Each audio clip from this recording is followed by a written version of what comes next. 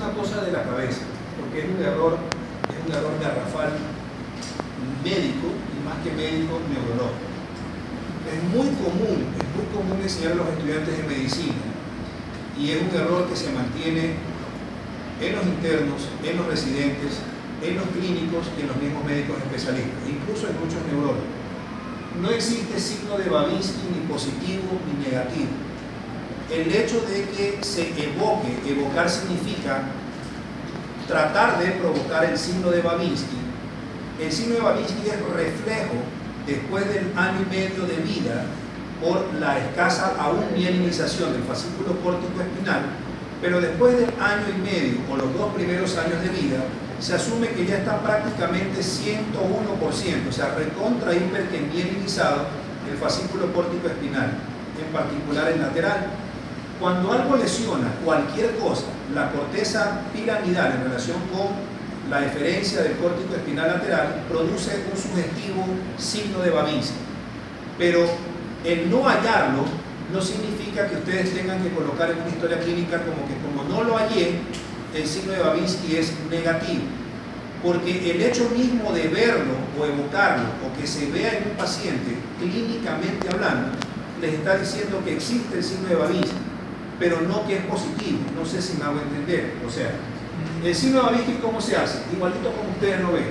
Cogen, bueno, los estudiantes generalmente suelen ser un poquito como que agresivos o salvajes, o hasta incluso los médicos, y lo que hacen es utilizan una pluma, a veces hasta la pluma, o sea, la pluma en el sentido de escribir, ya cuando se puede hacer sencillamente hasta con esto, con algo romo, con una llave, hasta con el mismo dedo, pero haciendo, como quien dice, fuertemente la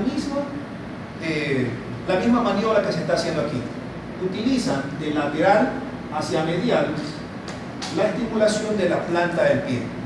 Lo normal es que los deditos y el dedito gordo hagan eso, o sea, una flexión plantar de todos los dedos. Pero en cambio, cuando hay una lesión del fascículo córtico espinal, en particular el lateral, siempre después del primer año y medio o máximo hasta los 2 años de vida, cuando eso sucede, los deditos, exceptuando el dedo pulgar, iba a decir, el dedo gordo, se quedan flexionados hacia la planta del pie. Pero lo que hace el dedo gordo es totalmente lo contrario, se extiende en contra de la planta del pie. Y a eso se le llama dorsiflexión del dedo gordo del pie. En ese momento, esa evocación de ese reflejo, aunque en realidad no es un reflejo, a eso se le llama signo de Babinski. Pero el hecho de no encontrarlo no significa que ustedes deban poner en una historia clínica fulano de tal tiene signo de Babinski negativo, porque el solo hecho de encontrarlo es para colocar signo de Babinski, ni positivo ni negativo. O sea, esto bórrenlo de su cassette, no lo repitan, porque es una falacia médica.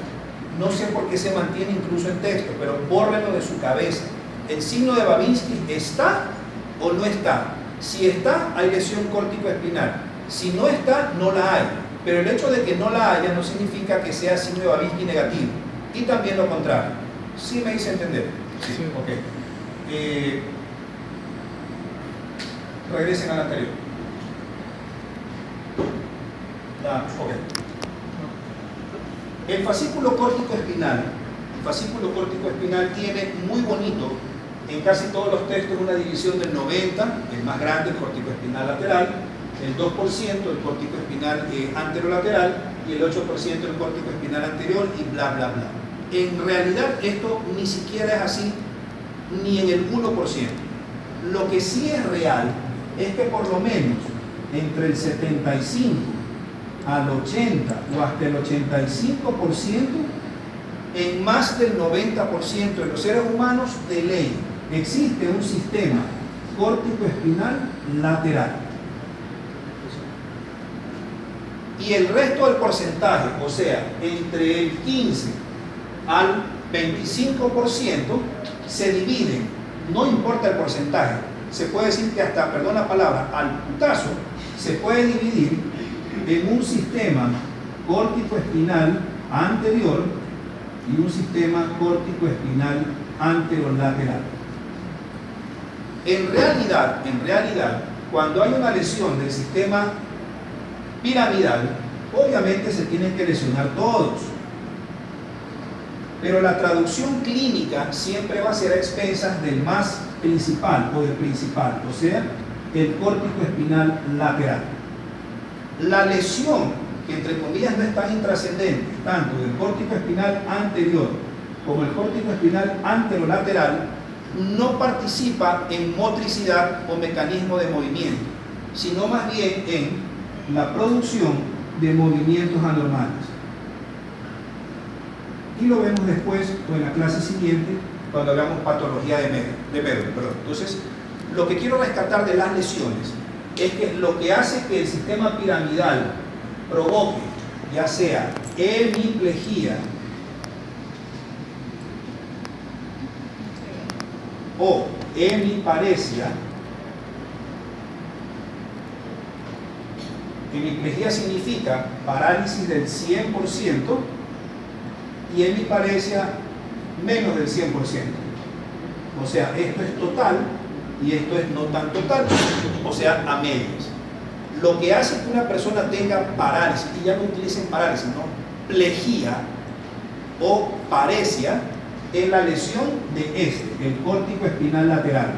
Los otros dos no participan en realidad en motricidad, o sea, estos dos no participan en motricidad.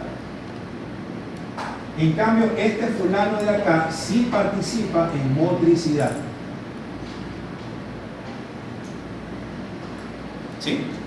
Ahora, cuando se lesiona el sistema piramidal completo, generalmente la lesión, como siempre es más grave en relación al córtico espinal lateral, la gravedad está en relación ¿de qué?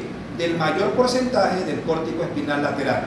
Por lo tanto, cuando se lesiona, y en particular el córtico espinal lateral, este de aquí pierde su función, o sea, disminuye su función. Y la disminución de la función es la que explica la plejía o la paresia.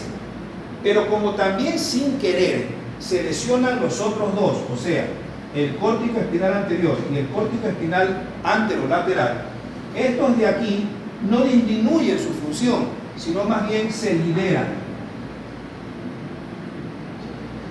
Estas posturas de liberación las van a entender quizás mejor cuando veamos corteza cerebral.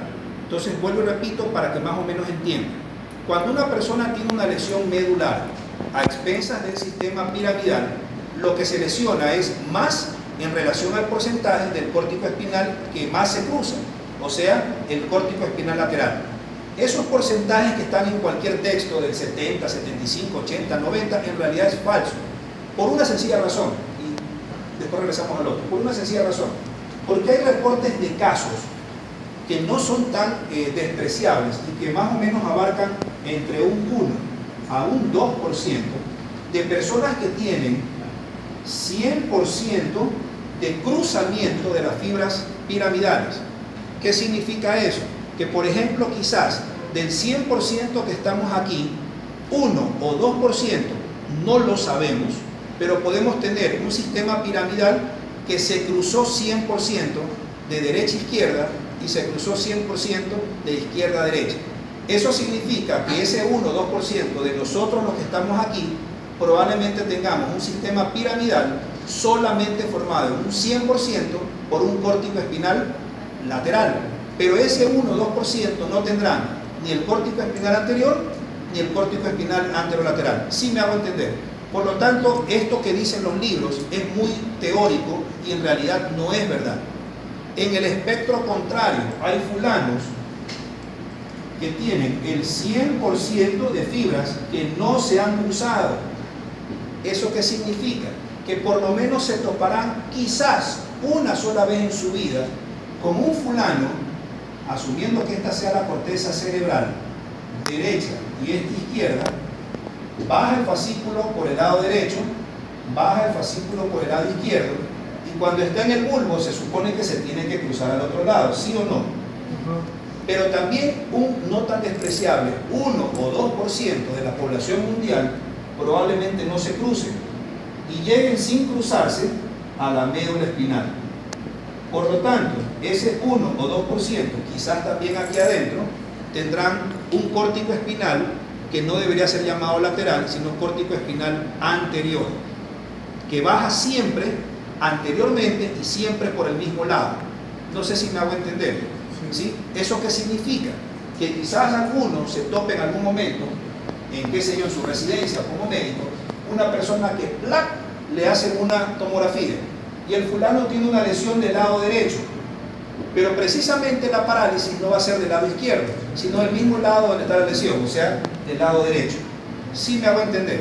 Eso sí existe. Entonces no se van a poner a preguntar, chuta, ¿quién se equivocó? ¿El libro? ¿El tomógrafo? ¿O este man vino con el cerebro al revés? No, probablemente sea ese no tan despreciable porcentaje de fibras que no se cruzaron en ese fulano, pero eso es una variante anatómica normal, que sí es posible, pero no está descrita en casi nada de ningún libro. ¿Sí me hago entender? Sí. Ok, ahora, en relación a cómo parte el fascículo córtico espinal, o perdón, el sistema piramidal, es más o menos complejo. Las áreas que dan origen al sistema piramidal son el área 4, o sea, la corteza motora primaria o la circunvolución frontal ascendente, el área 6, que es la corteza premotora, ¿sí? ¿Okay? Esta corteza premotora está por delante del área 4, pero esta corteza premotora que está por delante del área 4 también se divide hacia adentro del hemisferio, no sé si me hago entender, hacia la superficie medial. Si me entienden, eso. O sea, hacia esta superficie de aquí. O sea, esto, prenda la luz un ratito. Esta es la superficie lateral. ¿Ok? Entonces, área 4 y el área 6 estaría por delante.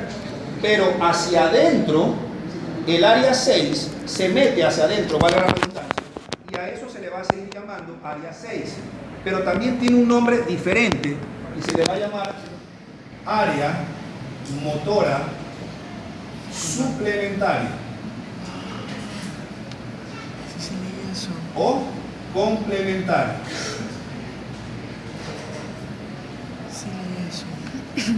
¿Sí? Entonces, ponme Gabriel.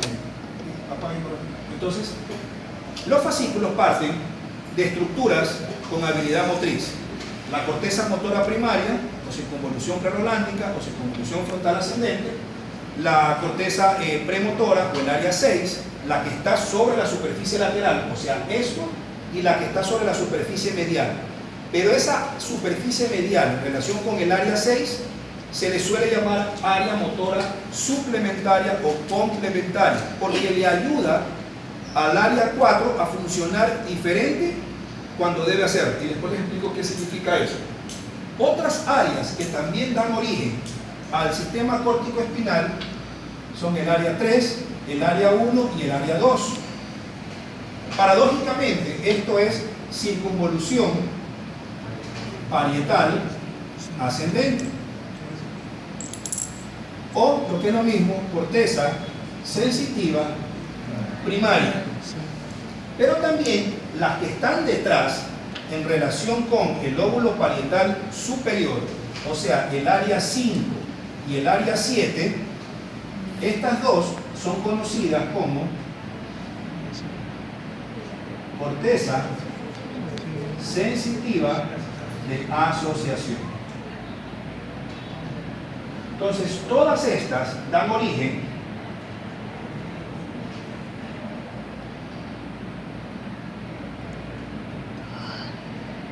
al sistema piramidal. Pero aquí sí se cumple un porcentaje muy particular. Las que vienen del área 4 es el 31%. O sea, contribuyen a formar el sistema piramidal. ¿Se cruzan o no se cruzan? No les paren mucha bola a eso ahorita. En el 31%. Las que salen del área 6 contribuyen con un 29%. ¿Ya? Eso significa, en buen romance, que entre las áreas 4 y 6, que son áreas de predominio motor, obviamente tenemos un 60%. Pero las estructuras que son sensitivas, o sea, las áreas 3, 1 y 2, que son corteza sensitiva primaria, y el área 5 y 7, que es corteza sensitiva de asociación, o sea 3, 1, 2, 5 y 7, contribuyen con el restante 40%.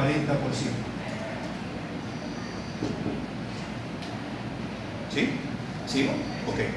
Ahora, ¿qué es más importante dentro del fascículo córtico espinal? En particular, el córtico espinal lateral. Resulta que las fibras que salen del área 4 y solamente del área 4, y en particular de la lámina, por favor, 5 con números romanos, esa lámina 5 tiene unas neuronas grandototas que son muy parecidas, por no decir casi idénticas, a los motoneuronas alfa que están en las astas anteriores de la médula espinal.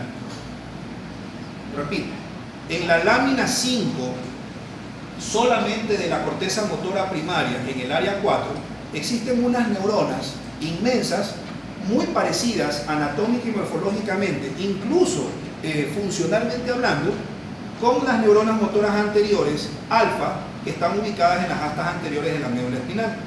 Esas neuronas gigantes se llaman neuronas piramidales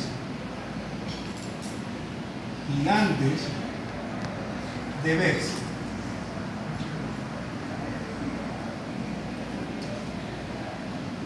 ¿Sí?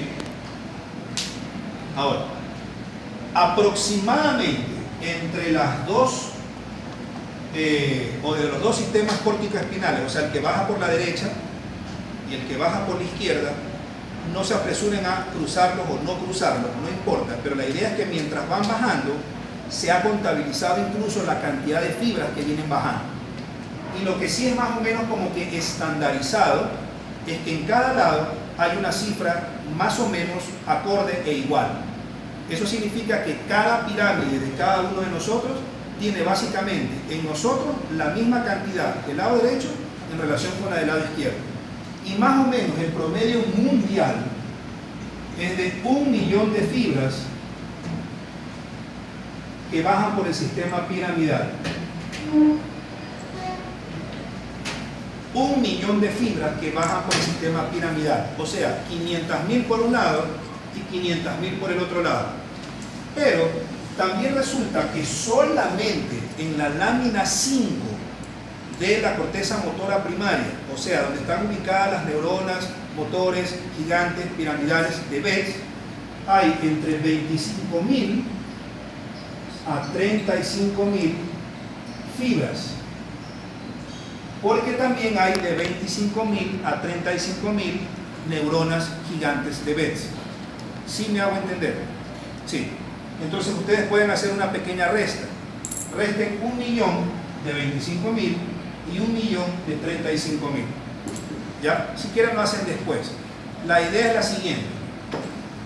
Todos los fascículos que no sean provenientes de las neuronas gigantes de Betz, o sea, que no estén en relación con las 25.000 a 35.000 fibras, o sea, el restante de esto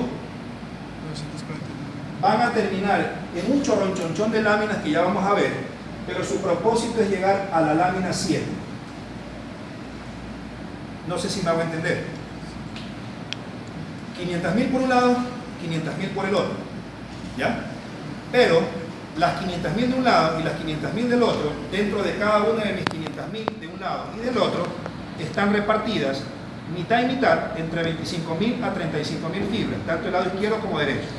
Esas 25.000 a 35.000 fibras que van por el lado derecho e izquierdo vienen saliendo de 25.000 o 35.000 neuronas que están solamente en la lámina 5 de la corteza motora primaria o área 4, porque solamente hay 25.000 a 35.000 neuronas piramidales gigantes de Betz. ¿Ok? Entonces, todas, exceptuando las 25.000 a 35.000, o sea, la resta de 1 millón entre esto y 1 millón entre esto, termina en un chorronchonchón de láminas, ya lo vamos a ver al final de la clase, pero básicamente el propósito es llegar a la lámina 7. Y de la lámina 7 se conecta con la lámina 9. ¿Sigo? Ok. Pero el resto, o sea, las 25.000 a 35.000 fibras, estas sí terminan directamente en la lámina 9.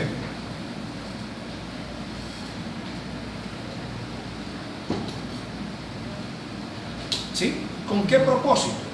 Al terminar directamente estas fibras en la lámina 9, los músculos a los que va a inervar cada una de las motoneuronas que están ubicadas en la lámina 9 es básicamente para músculos pequeños, o de pequeño grosor o de pequeño diámetro.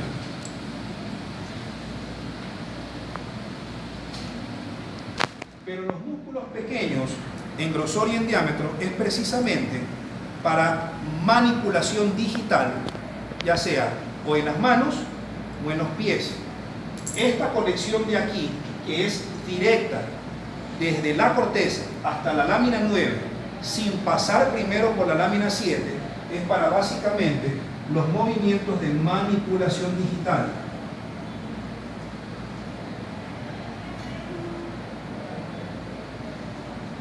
¿Con eso qué quiero decir? Que el córtico espinal que me va a llegar a los músculos de la nalga o de la espalda van a llegar primero a la lámina 7, porque con la espalda o con la nalga no voy a escribir nada, ¿ya? Pero en cambio, acá sí, pues, con esto toco piano, saludo, doy las manos, hago esto, flauta, o sea, movimientos de manipulación digital, destreza fina, motriz, pero digital. Obviamente siempre va a ser mucho mejor en miembros superiores y un poquito inferior en miembros inferiores. Creo que sí me entendieron esa parte. Sí, okay.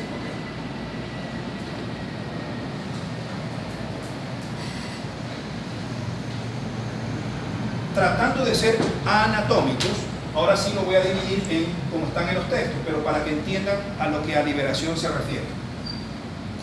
Tenemos un fascículo córtico espinal lateral, tenemos un fascículo córtico espinal anterior y tenemos un fascículo córtico espinal anterolateral. Este de acá, 70, 80, 85, 90% se supone que es el que se debe cruzar. Por lo tanto, este es cruzado. Estos dos no se cruzan. Pero ¿cuál es la diferencia entre este y este?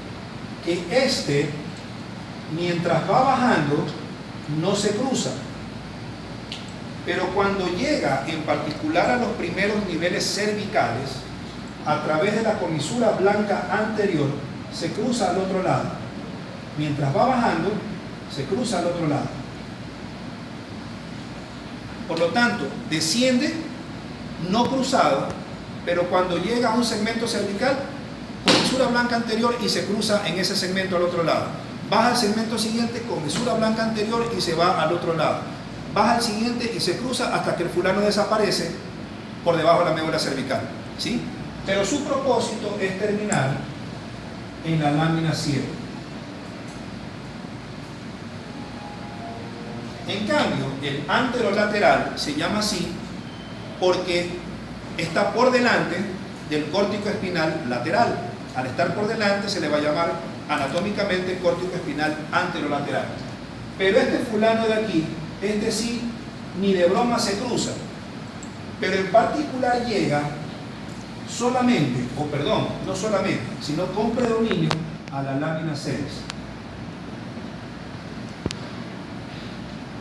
Pero resulta que la lámina 6, ¿en dónde no hay? No hay en médula torácica. ¿Por qué es predominante en dónde? En ensanchamientos. ¿Sí o no? Tanto ensanchamiento cervical como en el lumbosacro. ¿Sí? ¿Eso qué significa? Que al terminar con predominio en la lámina 6, solamente vamos a encontrar el córtico espinal anterolateral entre C5 hasta C8 y entre L1 a S2.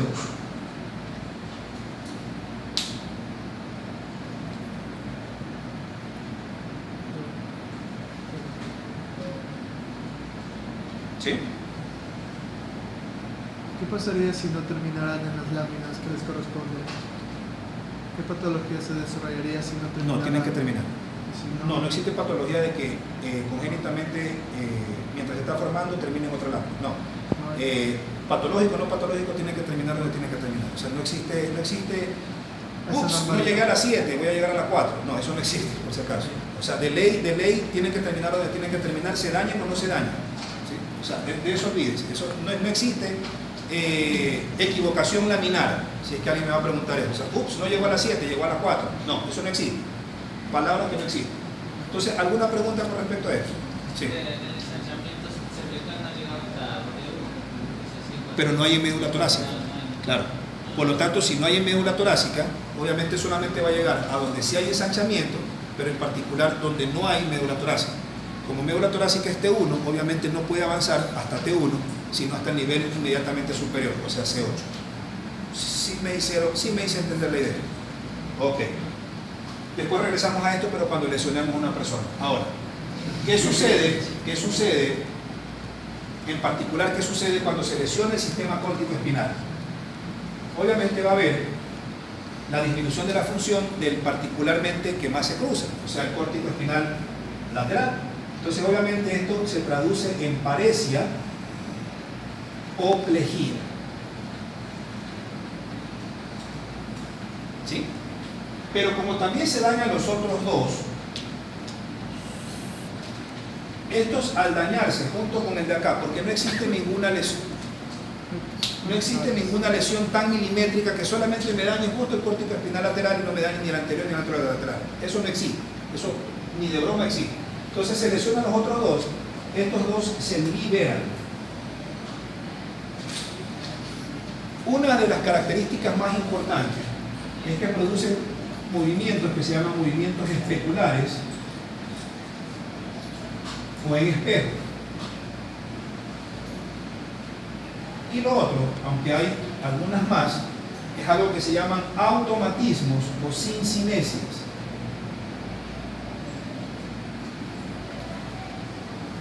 ¿Qué son movimientos especulares? Una persona puede estar paralizada. Al estar paralizada, imaginémonos que tengo una lesión que me ha paralizado en mi cuerpo derecho. Entonces, obviamente, no puedo movilizar adecuadamente paresia, ni el brazo derecho, y tampoco la pierna derecha.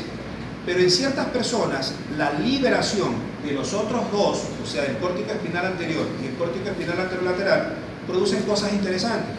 Ustedes le dicen a un paciente que eleve el brazo que está parético, y especularmente, especular significa en espejo, el brazo que no está paralizado hace lo mismo. ¡Uy! Se me elevó. Pero también puede suceder el efecto contrario. Elevo el que no está paralizado y se me eleva sin querer el que estaba paralizado. ¿Sí me hago entender?